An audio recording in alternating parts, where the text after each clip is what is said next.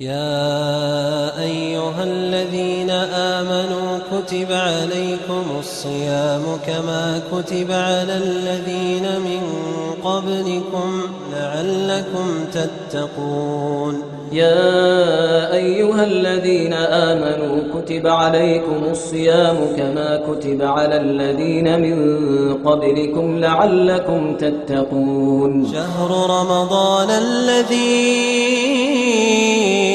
أنزل فيه القرآن هدى للناس وبينات من الهدى والفرقان.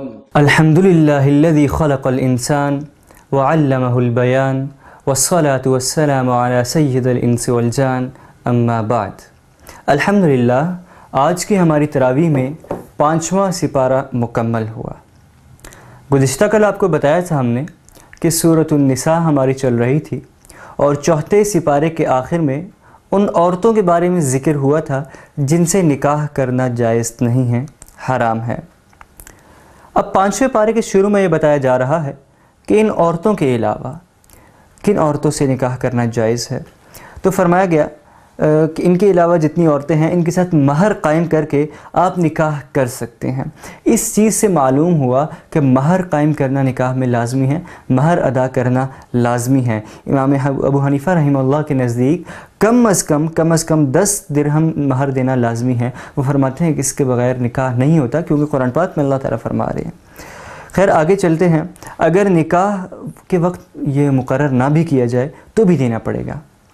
یہاں فرمایا گیا کہ نکاح کے وقت اگر مہر مقرر نہ بھی کیا جائے تو بھی مقرر ہو جاتا ہے، کیونکہ مہر کے بغیر نکاح نہیں ہوتا. اچھا، آج کل بدقسمتی سے ایک ہمارا معاشرتی المیہ یہ ہے کہ مہر معجل رکھوا دیتے ہیں. ہم کہتے ہیں ٹھیک ہے جی ہم مہر ادا کر دیں گے، لیکن مہر ادا نہیں کرتے اور وہ پتہ نہیں کتنے سالوں تک ہمارے اوپر باقی رہتا ہے اور بعضوں کا تو مرتے دم تک قائم رہتا ہے. تو فرمایا گیا کہ یہ مہر جو ہے یہ آپ کے اوپر قرض کی طرح ہے. علماء فرماتے ہیں کہ مہر قرض کے مثل ہے، لہذا جس طرح قرضہ ادا کرنا چاہیے اسی طرح مہر بھی ادا کرنا چاہیے. اور جس طرح قرضہ ادا کرنے میں جلدی کرنی چاہیے، آپ کو ٹینشن ہوتی ہے میں نے فلاں شخص کا قرضہ ادا کرنا ہے، اس لیے اسی طرح مہر کے بارے میں بھی فکر مند ہونا چاہیے کہ میں نے اپنی بیوی کا مہر ادا کرنا ہے. اور اس کے لیے آپ کو مکمل جو بھی اسباب ہیں وہ اختیار کرنے چاہیے. سب سے بہتر تو یہ ہے کہ لڑکے والوں کی طرف سے، اس کے ایک حل بھی ہے، تجویز ہماری طرف سے، وہ یہ کہ لڑکے والوں کی طرف سے جو خرچے کیے جاتے ہیں، آج کل زیور دیا جا رہا ہے، پتہ نہیں کتنے بکسے جو ہیں کپڑوں کے دیے جا رہے ہیں کہ یہ لڑکی کے باپ کے لیے، یہ لڑکی کی ماں کے لیے، یہ فلاں کے لیے، فلاں کے لیے. ان سب چیزوں کے بجائے جو اصل لڑکی کا حق ہے، جس سے آپ کا رشتہ ہو رہا ہے، اس کو اس کا مہر ادا کیا جائے. یا یہ کہ جو رسومات وغیرہ کے اوپر خرچہ لگایا جاتا ہے، لاکھوں کروڑوں روپے خرچ کیے جاتے ہیں، اس کی بجائے جو اصل مہر ہے، جو شرعی فریضہ ہے، اس کو ادا کیا جائے. اس کے بعد اگر آپ کی استطاعت ہے پھر آپ ہدیہ دیں، تحفے دیں، تحائف دیں، بہت اچھی بات ہے. خیر اس کے بعد سورۃ النساء کا جو 6واں رکوع شروع ہو رہا ہے اس میں ازدواجی زندگی اور جو گھریلو امور ہیں ان کے متعلق فرمایا. جیسے کہ میں نے آپ کو کل بتایا تھا کہ سورۃ النساء ایسے موقع پہ نازل ہوئی تھی کہ جب جب مدینہ منورہ میں اسلامی ریاست کا قیام ہو رہا تھا، اور ریاست کے قیام کے وقت، کسی معاشرے کے قیام کے وقت، ایک جو خاندان ہوتا ہے وہ اس معاشرے کا انتہائی اہم اکائی ہوتا ہے. تو لہٰذا معاشرتی یہاں پہ جو خاندانی نظام ہے اس کے بارے میں بتایا گیا، اور 4 ہدایات اس کے لیے دی گئی بنیادی طور پہ. کافی بنیادی طور پہ جو ہے یہ چند ہدایات ہیں. پہلی ہدایت یہ کہ مرد جو ہے وہ گھر کا سربراہ ہوگا.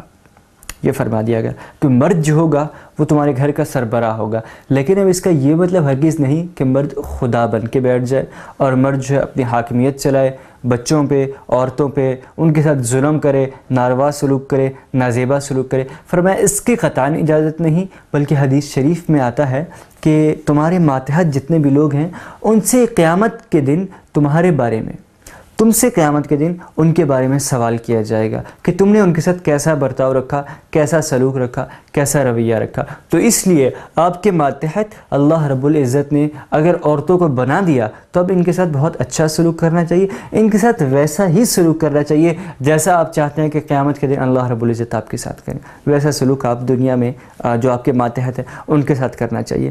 اس کے بعد آگے فرمایا کہ دوسری ہدایت جو ہے وہ عورت کے لیے ہے کہ عورت کے لیے ضروری ہے کہ وہ شوہر کی اطاعت اور فرما برداری کرے. اور اس کی غیر موجودگی میں. یہ بہت اہم چیز ہے کہ وہ اس کی غیر موجودگی میں اپنے نفس کی، اپنی عزت کی اور اپنے شوہر کے مال کی حفاظت کرے. اگر اس کا شوہر موجود نہیں ہے، کسی بزنس ٹور پہ گیا ہوا ہے، کہیں باہر گئے ہیں یا کہیں بھی ہیں، تو ان کے پیچھے اپنے شوہر کے مال کی، اس کے گھر کی، اس کی عزت کی. کیونکہ اگر اس کے شوہر کا جو مال ہے، سمجھے وہ اسی کا مال ہے. جو شوہر کا گھر ہے وہ اس کا اپنا گھر ہے، جو اس کی عزت ہے وہ اس کی عزت ہے. تو ان سب چیزوں کی بھرپور خیال کرے. اور پہلے نمبر پہ جس طرح فرمایا کہ شوہر کی اطاعت بھی کرے. لیکن یہ اطاعت کن چیزوں میں ہے؟ یہ فرمایا جن چیزوں میں شریعت کا حکم ٹوٹتا نہ ہو، ان چیزوں میں. اس کی تفصیل آگے آ جاتی ہے. تیسری ہدایت یہ مرد کے لیے ہے. یہ خاندانی کیونکہ نظام سے متعلق باتیں ہو رہی ہیں تو چند ہدایت مردوں کو ہوں گی، چند عورتوں کو ہوں گی. تیسری ہدایت مرد کے لیے ہے کہ عورت اگر نافرمانی کرے تو اس صورت میں کیا کرنا چاہیے. تو فرمایا اس کو سمجھاؤ. سب سے پہلے تو فرمایا گیا کہ اس کو اچھے طریقے سے سمجھاؤ، اچھے انداز میں اس سے بات کرو. اس کو کوئی مسئلہ ہے، کوئی پرابلم ہے، اس کو سالو کرو. اگر وہ نہیں سمجھتی پھر تھوڑی سرزنش کرو، تھوڑا اپنا رویہ تبدیل کرو. اگر پھر بھی نہیں بدلتی تو پھر اپنے بستر تبدیل کر لو، بستر جدا کر لو. اگر اس سے بھی نہیں سمجھتی تو پھر ہلکی پھلکی سختی کی اجازت ہے. لیکن فرمایا کہ کوشش کرو کہ بات چیت کے ذریعے، سمجھانے کے ذریعے تم اپنے تمام مسائل کا حل نکال لو. اور عورت کو بھی کہا گیا کہ نافرمانی سے حتی الامکان گریز کرو، الا یہ کہ شوہر کسی غیر شرعی امر کے بارے میں کہہ رہا ہو. یاد رکھیے یہ شرعی مسئلہ ہے کہ چاہے ماں باپ ہوں، چاہے شوہر ہو، یا کوئی بھی ایسا شخص جو آپ کی سرپرستی کر رہا ہے، خواہ وہ مرد ہے یا عورت ہے، وہ اگر آپ کو کوئی ایسا حکم دیتا ہے جو شریعت کے متصادم ہے تو پھر آپ کے اس کے اطاعت ہرگز نہیں کرنی. پھر آپ بے شک اس کے نافرمانی بھی کرتے ہیں، آپ کر سکتے ہیں. شریعت کے متصادم کسی امر کی آپ نے اطاعت نہیں کرنی. حدیث شریف کا مفہوم ہے کہ جس کام میں خالق کی نافرمانی ہو اس میں مخلوق کی اطاعت نہیں کرنی چاہیے. دیکھیں کتنے واضح انداز میں اس میں آ گیا. لہٰذا آج کل ہمارے پاس بعض خواتین آتی ہیں کہ ہمارے مرد جو ہیں وہ ہمیں کہتے ہیں پردہ نہیں کرنا، گھر میں گیسٹ اگر آئے ہیں تو ان کے سامنے آئے، چائے لے کے آئے، میرے دوست آئے ہیں. یہ کہ یاد رکھیے جو خلاف شرع کام ہے اس میں آپ اپنے شوہر کو نہیں اطاعت. ہاں آپ اچھے طریقے سے ان کو سمجھائیں، آپ ان کو کنونس کریں، آپ ان کو کتب دیں اس چیز کے متعلق، آپ ان کو اچھے طریقے سے گائیڈ کریں اور ان کا بھی ذہن سازی کریں. خیر، اس کے بعد گھر اور خاندان کے نظام کو درست رکھنے کی تدابیر بیان کرنے کے بعد سورۃ النساء کے 8ویں رکوع میں اب اجتماعی زندگی کے درست کرنے اور درست رکھنے کے لیے ہر کام میں احسان کا حکم دیا گیا. یہ ایک جملے میں بہت اہم اصول، فارمولہ بتا دیا گیا کہ اگر اجتماعی زندگی کا کیا مطلب کہ پورا معاشرہ، اجتماعیت، اس سب کو اگر آپ نے صحیح رکھنا ہے، آپ چاہتے ہیں کہ آپ کا پورا معاشرہ اچھا ہو جائے، بہترین انداز میں چلنے لگ جائے، تو ایک اصول بتا دیا کہ احسان کرو. احسان سے مراد عدل ہے. عدل کرو، عدل، انصاف، احسان، ان تمام چیزوں کو کرو. معاشرے کی برائیاں خود بخود ختم ہوتی چلی جائیں گی اور اچھائیاں خود بخود جنم لینے لگ جائیں گی، اور ایک اچھا، مثبت، اصلاحی قسم کا معاشرہ جو ہے وہ جنم لے گا.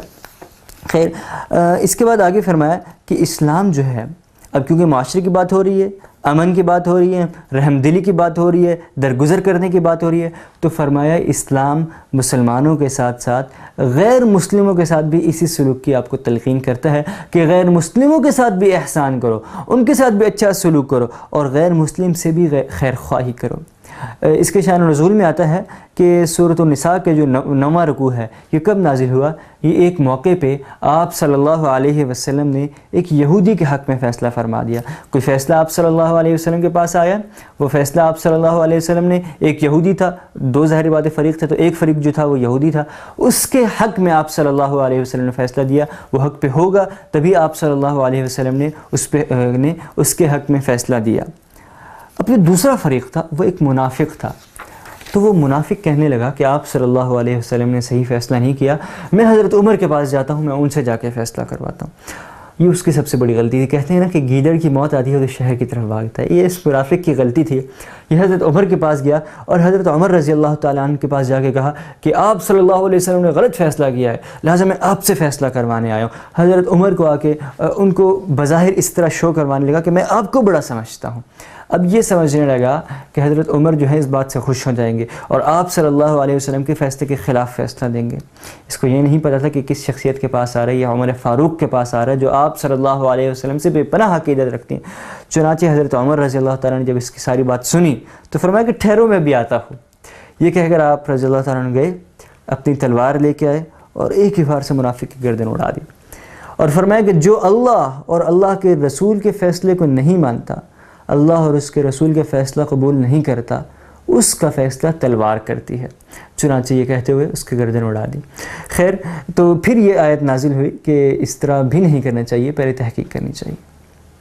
سورۃ النساء کے 10ویں رکوع میں پہلے تو مسلمانوں کو جہاد اور قتال کا حکم دیا گیا ہے، جہاد کے بارے میں حکم آ گیا، قتال کے بارے میں حکم آ گیا، وجاہدوا فی سبیل اللہ وقاتلوا فی سبیل اللہ، اور اس کے بعد فرمایا گیا کہ جو جہاد اور قتال آپ نے کرنا ہے، یہ کرنا کس کے لیے ہے؟ فی سبیل اللہ، صرف اللہ کے لیے، اللہ کی رضا کے لیے، اپنی نیت کو خالص رکھتے ہوئے کرنا ہے، اللہ کی رضا کے لیے اور اعلاء کلمت اللہ کے لیے، دین کی سربلندی کے لیے کرنا ہے۔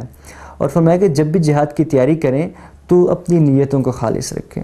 اور اس کے بعد اللہ رب العزت ایک مسلمانوں سے سوال پوچھ رہے ہیں کہ تم آخر جہاد کیوں نہیں کرتے، حالانکہ اس وقت تمہاری ایسی کیفیت ہو چکی ہے، ایسی مصیبت تم لوگوں کے اوپر آئی ہوئی ہے کہ تم میں سے بہت سے مسلمان کہتے ہیں کہ ہم ظلم و ستم کی چکی میں پس رہے ہیں، اور اے ہمارے رب تو ہمیں اس پستی سے نکال، اے ہمارے رب یہاں کے لوگ بڑے ظالم ہیں، اور اے اللہ تو کسی کو ہمارا مددگار بنا کے بھیج۔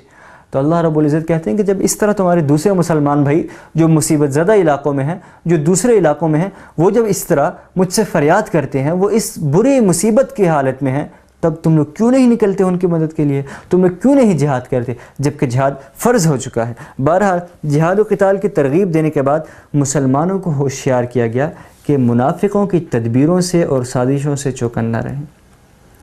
یہ آج کل کے زمانے میں بھی اس سے بڑا سبق ہمیں حاصل کرنا چاہیے۔ جہاد ہونا چاہیے، قتال ہونا چاہیے، لیکن منافقین کے سازشوں سے بھی بچنا چاہیے۔ منافقین بعض اوقات ایسی سچویشن کریٹ کر دیتے ہیں، ایسے حالات پیدا فرما دیتے ہیں کہ وہاں پہ جہاد لاگو ہی نہیں ہوتا اور ہم جہاد کرنے چل پڑتے ہیں، مسلمان کو مسلمان سے لڑوا دیتے ہیں، حق نہ حق کو، حق جو ہے وہ حق کو مار رہا ہوتا ہے۔ تو اس لیے منافقین کی سازشوں سے منافقین جو ہیں یہ بہت اندرونی سازشیں کرتے ہیں اور یہ آستین کے سانپ ہوتے ہیں۔ فرمایا گیا کہ ان کی سازشوں سے بچنا چاہیے۔ اس کے بعد آگے اللہ رب العزت یہ فرما رہے ہیں کہ یہ منافقین وہ سنگ دل ہیں، وہ سنگ دل گروہ ہے جس نے اسلام کے لباس میں مسلمانوں کو ہمیشہ دھوکہ دیا ہے، مسلمانوں کو ہمیشہ تباہی و بربادی سے ہمکنار کیا ہے۔ تاریخ گواہ ہے کہ مسلمانوں کو جب بھی شکست ہوئی منافقین کی وجہ سے، ہمیشہ جب بھی شکست ہوئی منافقین، آستین کے سانپ، غدار، ان کی وجہ سے ہوئی۔ آستین کا سانپ اور غدار کون ہوتا ہے؟ وہی ہوتا ہے جو اسلام کے ساتھ مخلص نہیں ہوتا، جو منافق ہوتا ہے۔ تو ان سب سے بچنے کی اللہ رب العزت ہم سب کو توفیق عطا فرمائے۔ اس کے بعد یہ کہ جب مدینہ منورہ میں پہلی اسلامی ریاست قائم ہو گئی الحمدللہ، تو مسلمان ان منافقین کی وجہ سے بڑے پریشان تھے۔ یہ منافقین طرح طرح کی عجیب عجیب حرکتیں کرتے تھے، تو ان کے بارے میں واضح حکم اللہ رب العزت نے فرمایا کہ پھر تمہیں کیا ہو گیا منافقین کے بارے میں کہ تم دو گروہ بن گئے، حالانکہ انہوں نے جیسے کام کیے ان کی بنا پر اللہ نے ان کو اوندھا کر دیا ہے، معاذ اللہ۔ اس کے بعد آگے سورۃ النساء کے 12ویں رکوع میں قتل عامد یعنی جان بوجھ کر جو قتل کیا گیا ہے اس کے بارے میں ہے۔ فرمایا گیا کہ جو کوئی کسی مسلمان کو جان بوجھ کر قتل کرے گا اس کی سزا جہنم ہے اور وہ اس میں ہمیشہ ہمیشہ رہے گا۔ 4-5 چیزیں فرمائی۔ سب سے پہلے فرمایا اس کی سزا جہنم ہے، نمبر 2 وہ اس پہ ہمیشہ ہمیشہ رہے گا، نمبر 3 اس پر اللہ کا غضب ہوگا، نمبر 4 اس پر اللہ کی لعنت ہوگی، اور نمبر 5 اس کے لیے اللہ تعالیٰ نے بڑا عذاب تیار کر رکھا ہے۔ کس کے لیے؟ جس نے جان بوجھ کر قتل کیا۔ ان سزاؤں سے زیادہ اللہ تعالیٰ نے کبھی کسی کے لیے کوئی سزا تجویز نہیں فرمائی۔ یہاں پہ اتنی تاکید، اتنی شدت، اتنی غصے سے کیوں فرمایا جا رہا ہے؟ کیونکہ یہ کام ہی ایسا ہے، کسی دوسرے انسان کو ناحق قتل کرنا۔ اچھا، یہاں سے ایک اور علمی نکتہ بھی ہے۔ فرمایا گیا، ہم پڑھتے رہتے ہیں کہ کسی شخص کے دل میں اگر رتی برابر بھی ایمان ہوگا تو اگرچہ اس نے جتنی بھی گناہ کیے ہوں جہنم میں جائے گا، اپنے گناہوں کی سزا پائے گا، لیکن وہ بالآخر کبھی نہ کبھی جنت میں بھی چلا جائے گا۔ لیکن اس آیت کی تفسیر سے معلوم ہوگا کہ اگر کوئی مسلمان کسی دوسرے کو ناحق قتل کر دیتا ہے وہ ہمیشہ ہمیشہ رہے گا۔ اس کی وجہ فرمایا گیا کہ قتل عمد کہتے ہی اس کو ہیں کہ وہ جب جان بوجھ کر کسی دوسرے مسلمان کو قتل کر رہا ہے تو اس قتل کو حلال سمجھ رہا ہے، اور کسی مسلمان کو قتل کرنا، اس کو قتل کرنے کو حلال سمجھنا، جب انسان یہ سوچ لیتا پھر وہ شریعت کے دائرے سے ہی باہر نکل جاتا ہے، اور جب وہ مسلمان ہی نہیں رہا، اسلام کے دائرے سے ہی خارج ہو گیا، تو اب اس کے لیے کوئی اسلام کے لیے باقی نہیں رہا، اب وہ جہنم میں رہے گا اور ہمیشہ ہمیشہ کے لیے رہے گا۔ اس کے بعد آیت نمبر 95 سورۃ النساء کی آیت نمبر 95 میں جہاد کی اہمیت اور مجاہدین کی فضیلت بیان کی گئی ہے، اور اللہ کی راہ میں جہاد کرنے والے اور جہاد نہ کرنے والے کے بارے میں فرمایا گیا کہ اللہ کی راہ میں جہاد کرنے والا اور ایسا شخص جو اللہ کی راہ میں بلا عذر جہاد نہیں کرتا، ان دونوں میں بہت زیادہ فرق ہے، یہ کبھی آپس میں برابر نہیں ہو سکتے۔ چنانچہ فرمایا گیا کہ جو لوگ اپنے مال اور اپنی جان سے جہاد کرتے ہیں ان کو اللہ رب العزت نے بیٹھ رہنے والوں پر درجے میں فضیلت دی ہے، اور اللہ نے سب سے اچھائی کا وعدہ کر رکھا ہے، اور اللہ نے مجاہدین کو بیٹھ رہنے والوں پر فضیلت اور ثواب بخشا ہے۔ سبحان اللہ۔ تو فرمایا گیا کہ اگر کوئی عذر ہو پھر تو ٹھیک ہے، اگر کوئی عذر نہیں ہے اور جہاد واجب جہاد فرض ہو چکا ہے تو پھر بیٹھنا نہیں چاہیے، پھر جانا چاہیے اور عملی طور پہ جہاد میں حصہ رہنا چاہیے۔ اس کے بعد ہجرت کا حکم ہے، کیونکہ اس زمانے میں ہجرت مسلمان کر رہے تھے تو اس وقت کے حساب سے بھی ہے، اور پھر یہ رہتی دنیا تک کے لیے ایک اصول بیان کر دیا کہ جب بھی ایسے حالات پیدا ہو جائے کہ آپ کے لیے اسلام پر اپنے دین پر عمل کرنا ممکن نہ رہے تو اس جگہ سے ہجرت کر جانی چاہیے، اس جگہ سے ہجرت کرنا فرض ہو جاتا ہے آپ کے اوپر۔ اور کوئی شخص اگر قدرت، استطاعت، حیثیت، توفیق کے باوجود اس وقت جب وہ اسلام پر عمل کرنے سے اس کو روکا جا رہا ہو ہجرت نہ کرے تو اس کے لیے بڑی سخت وعید ہے۔ فرمایا گیا کہ ایسے شخص نے اپنی جان پر ظلم کیا ہے، اور قبر جب اس کی روح قبض کرنے کے لیے فرشتے آئیں گے تو فرشتے اس کے ساتھ ایک چھوٹا سا مکالمہ کریں گے۔ فرشتے اس سے کہیں گے کہ تم کس حالت میں تھے؟ وہ کہنے لگے گا کہ ہم تو زمین میں بے بس کر دیے گئے تھے، ہمیں تو اسلام پر عمل کرنے سے، نیکیوں پر عمل کرنے سے، فرائض پر عمل کرنے سے روک دیا گیا تھا، اس لیے ہم تو کچھ خاص عمل وغیرہ نہیں کر سکے۔ تو فرشتے اس سے کہیں گے کہ کیا اللہ کی زمین کشادہ نہیں تھی؟ کیا اللہ رب العزت کی زمین تنگ پڑ گئی تھی کہ تم اس میں ہجرت کر جاتے؟ تو اس طرح فرشتے اس سے مکالمہ کریں گے اور پھر کہیں گے کہ ایسے لوگوں کا ٹھکانہ جہنم ہے کہ جس نے قدرت استطاعت کے باوجود ہجرت نہیں کی۔ اگلی آیت میں ایک استثناء ہے، کن کے لیے؟ ایسے لوگ کہ جو بیچارے ہجرت نہیں کر سکتے، وہ قابل معافی ہے۔ کون ہجرت نہیں کر سکتا؟ جو قدرت نہیں رکھتا، جو حیثیت نہیں رکھتا، یا جو معذور ہے۔ اسی ہجرت کے سلسلے میں مفسرین کرام نے ایک واقعہ لکھا ہے کہ حضرت حمزہ بن قیس رضی اللہ تعالی عنہ ایک بوڑھے صحابی تھے۔ جب انہوں نے یہ آیت ہجرت کی پڑھی تو انہوں نے اپنے بیٹوں سے کہا کہ مجھے چارپائی پہ ڈالو اور مجھے ابھی کے ابھی یہاں سے لے کے چلو، میں مدینہ منورہ ہجرت کرتا ہوں۔ ان کے بیٹوں نے ان کو سمجھایا کہ نہیں، آپ بوڑھے ہیں۔ انہوں نے کہا نہیں، یہ اب آیت آ چکی ہے، میں کسی صورت اب یہاں پہ نہیں رہ سکتا، میں نے ہجرت کرنی ہے، میں اب ایک رات بھی یہاں پہ نہیں گزاروں گا۔ چنانچہ ان کے بیٹوں نے انہیں چارپائی پر ڈالا اور ان کو لے کے روانہ ہو چلے۔ اب رستے میں ان کا انتقال ہو گیا۔ اب اس کے بارے میں کیا حکم ہے کہ کسی شخص نے ہجرت کی لیکن وہ اپنے جو اسلام یا مسلمان اسلامی ملک تھا اس تک نہیں پہنچا، اب اس کے بارے میں کیا حکم ہے؟ تو فرمایا گیا کہ اس شخص نے جب ہجرت کی نیت کر لی اور اس نیت کے ساتھ جب وہ روانہ ہو گیا تو اب اس کو اس کے عمل، اس کی نیت کا ثواب ملے گا، اور پھر راستے میں اگر اس کی موت آ جائی تو اس کا ثواب اللہ کے ذمہ ہے، اللہ تعالیٰ بخشنے والے ہیں، اس کو اس کی نیت کا ثواب مل جائے گا۔ اسی طرح ایک اور حدیث میں آیا کہ جو شخص علم دین کے راستے میں نکلتا ہے اور راستے میں اس کی وفات ہو جاتی ہے تو اس کے بارے میں بھی بیان ہی یہی فرمایا گیا کہ اس کے لیے فرشتے مقرر ہو جاتے ہیں جو کہ قیامت تک پڑھتے رہتے ہیں۔ اسی طرح فرمایا جو شخص قرآن کریم سیکھنے کے لیے، سکھانے کے لیے نکلتا ہے، راستے میں اس کی وفات ہو جاتی ہے تو اس کی طرف سے ایک فرشتہ مقرر ہو جاتا ہے جو اس کی طرف سے قرآن کریم کو حفظ کرتا رہتا ہے اور جس کا ثواب اس کو ملتا رہتا ہے۔ اس کے بعد آگے سورۃ النساء کے رکوع نمبر 16 میں ایک یہودی اور منافق کے واقعے کی طرف اشارہ ہے، اور یہ واقعہ کیا ہے کہ ایک خاندان تھا، خاندان بنو ابیرق۔ اس میں ایک شخص تھا بشر جو کہ ظاہراً اپنے آپ کو مسلمان کہتا تھا، مسلمانوں میں اٹھتا بیٹھتا تھا، مسلمانوں کے پاس آ کے کہتا تھا کہ مسلمان ہوں، مسلمانوں کا کلمہ بھی پڑھتا تھا، مسجد نبوی میں آ کے نماز بھی پڑھا کرتا تھا اور اپنے آپ کو مسلمان شو کیا کرتا تھا، لیکن در حقیقت وہ شخص مسلمان نہیں تھا، وہ شخص یہودی تھا، منافق تھا۔ اس شخص نے کیا کیا کہ ایک دوسرے صحابی کے گھر رات کو جا کے چوری کی نقب لگائی اور ان کے گھر جا کے چوری کی. اور حضرت رفاعہ رضی اللہ تعالیٰ عنہ ان صحابی کا نام تھا, ان کے گھر رات کو جا کے نقب لگائی, چوری کی. اور یہاں پہ اس نے اپنی طرف سے ایک عقل مندی کی کہ وہ جو نقدی زیورات اسلحہ وغیرہ تو لے کے جا رہا تھا, اس کے ساتھ ساتھ غلے کی بھی ایک بوری لے کے گیا, اور اس غلے کی بوری کو تھوڑا سا اس نے پھاڑ دیا کہ ہلکا ہلکا تھوڑا تھوڑا غلہ گرتا جائے. اور اس گھر سے نکلا وہ غلہ گراتا تھوڑی دور ایک یہودی کا جو گھر موجود تھا اس تک لے جا کے اس نے رک گیا.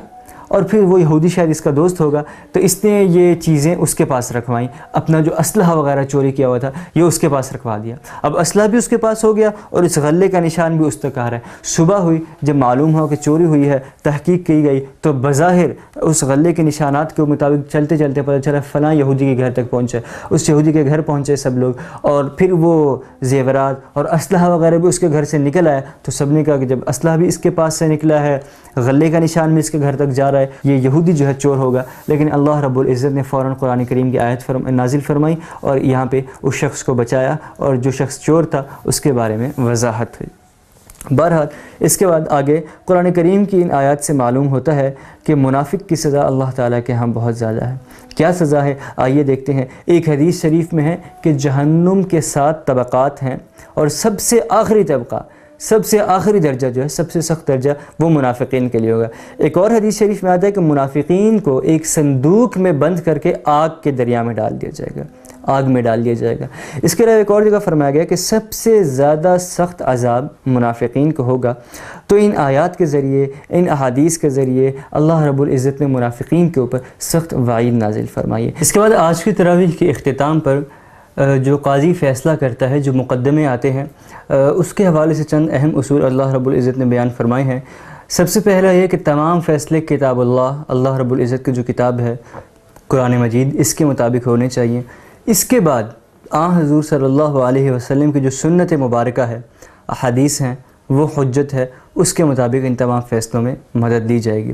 اور جس شخص کے بارے میں یہ معلوم ہو جائے, یہ تیسری چیز فرمائی گئی مقدمے سے متعلق ہی ہے کہ کسی شخص کے بارے میں اگر معلوم ہو جائے کہ یہ غلطی پر ہے تو اس کی وکالت کرنا بھی جائز نہیں. یعنی پہلے جو 2 چیزیں تھیں وہ قاضی کے لیے تھی کہ جب وہ فیصلہ کرے تو کس چیز پہ کرے. یہ تیسری چیز جو ہے یہ وکیل کے لیے ہے کہ اگر اس کو معلوم ہو جاتا ہے کسی شخص کے متعلق تو کہ وہ غلطی پر ہے تو اس کی وکالت نہیں کرنی چاہیے, پھر اس کا کیس یا اس کی سائڈ لینی ہی نہیں چاہیے. تو دعا ہے کہ اللہ رب العزت آج کی تراویح میں جو کچھ پڑھا, جو کچھ سنا, اس کو سمجھنے کی اور اس پر عمل کرنے کی توفیق عطا فرمائے. وآخر دعوانا ان الحمدللہ رب العالمین. يا أيها الذين آمنوا كتب عليكم الصيام كما كتب على الذين من قبلكم لعلكم تتقون. يا أيها الذين آمنوا كتب عليكم الصيام كما كتب على الذين من قبلكم لعلكم تتقون. شهر رمضان الذي أنزل فيه القرآن هدى للناس وبينات من الهدى والفرقان.